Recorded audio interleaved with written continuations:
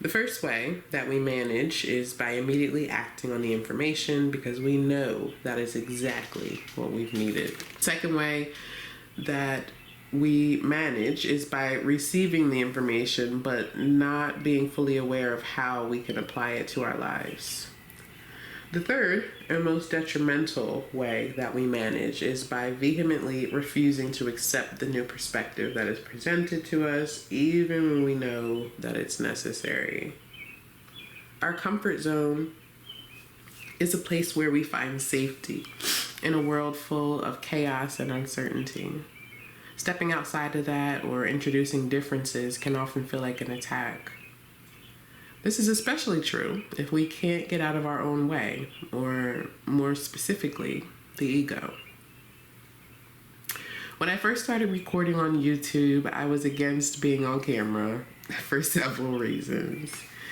If I'm being honest, I would never even peg myself as someone who would be on YouTube at all, but I felt called to do it. With my Venus sign in Taurus and my North Node in Capricorn, I was struggling to get out of my comfort zone. Every once in a while, I would get the urge to get on camera, and each time the response was great. It would immediately have an increase in views and cause me to gain new subscribers every time. Now, one would think that a business mindset would take that response as enlightenment and apply it to the channel. Instead, I chose option 3 and vehemently refused, ultimately stunting my own growth.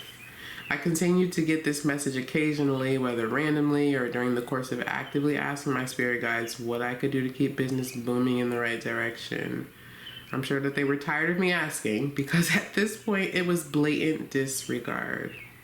I finally came to a point in my journey where I had to hold myself accountable.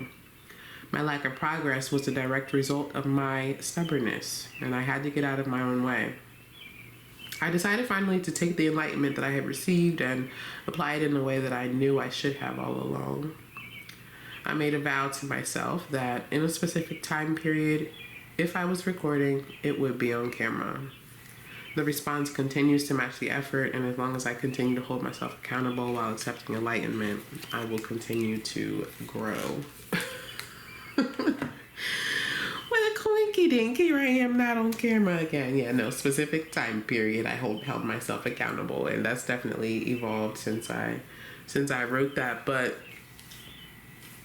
it's really just an example of this card, and as always, I invite you guys to identify your own real-time, real-life examples